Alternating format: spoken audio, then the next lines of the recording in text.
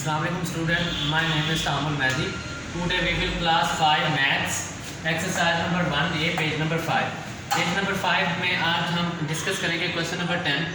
Question number 10 को हम read करते हैं. Right the following number in expanded form. हमारे पास ये गिवन नंबर्स होंगे, इनको हमने क्या करना है, एक्सपेंड करना है. तो याद रखिएगा एक्सपेंड करने का जो हमारे पास मेथड है वो ये है कि हमने प्लेस वैल्यू देखनी है और उसके बाद प्लेस वैल्यू के बाद हमने क्या करना है, नेक्स्ट जितनी भी वैल्यूज़ होंगी उनकी जगह पे क्या लगा देना है, 0 0 लगा देना है. तो प्लेस वैल्यू में ये हमारे पास मिलियन में आ रही है, बिलियन में, तो बिलियन पे यहाँ पे 3 लगाएंगे. उसके बाद आप काउंट करें यहाँ पे नंबर, तो ये टोटल 9 नंबर्स बनते हैं. तो यहाँ पे कितनी जीरोज आ जाएंगी, 9. इस तरह यहाँ पे 7 लिखेंगे. उसके बाद टोटल हमारे पास नंबर काउंट करें तो 8 आ जाते हैं 7 के बाद. तो हम क्या करेंगे, 8 0 लगा लेंगे. इसी तरह 6 को लिखेंगे, फिर आप 6 के बाद नंबर्स काउंट करेंगे तो हमारे पास 7 0 आ जाएंगे. ठीक है. तो इसी तरह यहाँ पे 1 है, 1 के बाद अगर आप नंबर काउंट करें तो टोटल नंबर 6 बनते हैं.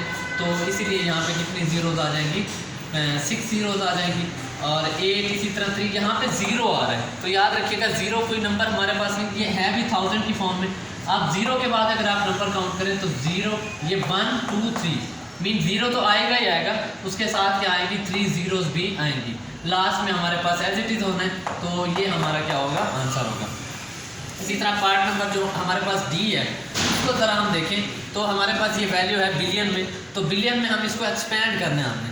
तो याद रखिएगा एक्सपेंड करने का तो जो तरीका है हमारे पास वही है कि हमने टोटल नंबर काउंट करने है, प्लेस वैल्यू देखनी है. प्लेस वैल्यू में हमारे पास जो 4 है वो बिलियन में आ रहा है, तो बिलियन वैल्यू लिखी. उसके बाद हमने नंबर काउंट किए 1 2 3 4 5 6 7 8 9.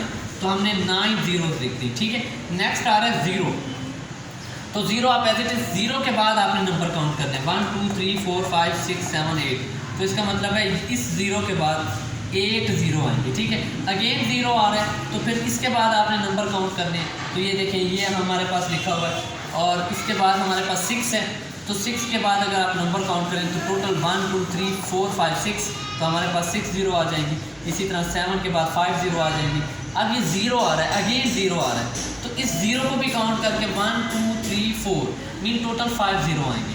यहाँ पे 1 है तो ये एज इट इज होता रहेगा. और हमारे पास 10 है और लास्ट में क्या है, ये 10 की शेप में आता है. ये देखिए 1 के बाद आप काउंट करें नंबर.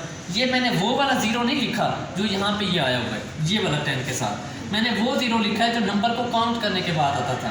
तो यहाँ पे नंबर 1 है, उसके बाद हमने काउंट किया एक ही नंबर है तो इसलिए 1 0 लगा दी. अब नेक्स्ट लास्ट में क्या आता है, यूनिट. तो यूनिट में कुछ नहीं है तो इसलिए यहाँ पे क्या आएगा, 0 आएगा. क्लियर. अब हम चलते हैं क्वेश्चन नंबर 11 की तरफ. Arrange the following number in descending order. तो याद रखिएगा डिसेंडिंग ऑर्डर में क्या होता है कि आपने ग्रेटर वैल्यू सबसे पहले लिखनी है, उसके बाद लोअर अगेन लास्ट में स्मॉलेस्ट वैल्यू लिखनी है. तो हमारे पास ये वैल्यूज़ हैं तो इसको हमें क्या करना है, अरेंज करना है डिसेंडिंग ऑर्डर में. तो अब हम कैसे अरेंज करेंगे, हम देखेंगे कि हमारे पास जो ग्रेटर वैल्यू है सबसे ग्रेटर वो कौन सी. आप देखें तो ये जो बिलियन में हमारे पास मिलियन में वैल्यूज़ हैं ये तीनों सेम है. उसके बाद हम 1000 में देखेंगे तो 1000 में ये 603 है, ये 630 है और ये क्या है 613 है. मीन हमारे पास जो 1000 पे ग्रेटर वैल्यू है वो ये आ रही है. तो इसलिए यहाँ पे ये आएगी. उसके बाद जो हमारे पास लेस देन वैल्यू इससे वो ये है, तो इसका मतलब सेकंड नंबर पे ये आएगी और लास्ट नंबर पे ये आएगी. ठीक है.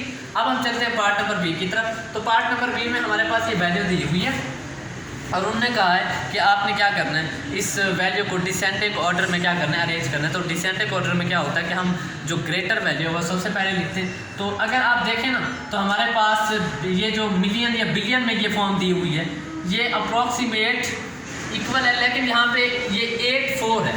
मीन सबसे जो लेस देन वैल्यू होगी वो ये होगी. ठीक है. ये तो डिसाइड हो गया. हाँ, अब हम इनको डिसाइड करेंगे. अब हम जाएंगे 1000 की तरफ. तो ये 014 है और ये 004 है. इसका मतलब है जो ग्रेटर वैल्यू है वो ये है. तो अब हम ऐसे ही लिखेंगे और आप देखें जैसे ही क्वेश्चन लिखा हुआ था वैसे ही इसका क्या है, आंसर है, क्योंकि वो उसी रेंज में लिखा हुआ था. पहले ग्रेटर, उससे लेस देन, उससे लेस देन. क्लियर. ये पार्ट नंबर. अब हम चलते हैं 12 पे. तो 12 पे देखें आपने पहले भी प्रीडिसेसर किया हुआ है. प्रीडिसेसर में क्या होता है कि आपने उस गिवन वैल्यू में से 1 सब्ट्रैक्ट करना है. तो अब ये हमारे पास गिवन वैल्यू, अगर यहाँ से 1 सब्ट्रैक्ट करें तो अब क्या होगा कि ऊपर 0 है, मीन यहाँ से कैरी लेंगे, यहाँ भी 0 है, यहाँ से लेंगे, यहाँ से कैरी लेके आएंगे तो ये 10 बन जाएगा, ये 10, अब यहाँ पे 10 है तो 10 में से 1 गया तो 9, अब ये 9 ऑलरेडी था, ये भी 9 था, अब यहाँ से क्योंकि हमने कैरी लिया था तो ये 8 आ जाता है, फिर बाकी सारी वैल्यूज एज इट इज़।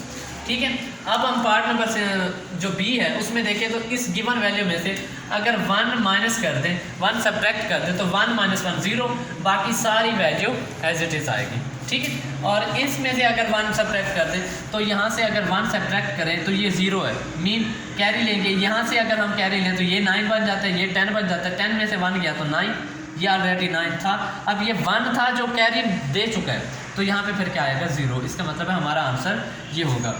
और लास्ट जो हमारे पास पार्ट है वो ये है 24888909, यहाँ से अगर 1 माइनस करें तो 9 - 1 8, बाकी सारी वैल्यूज़ एज इट इज़ आ जाती हैं। तो इसको आपने बुक पे ही करना है, तो जितने आज हमने पार्ट्स किए हैं उसके अलावा जो भी रह गए हैं उनको आपने होमवर्क के लिए करना है। टेक केयर, अल्लाह हाफ़िज़।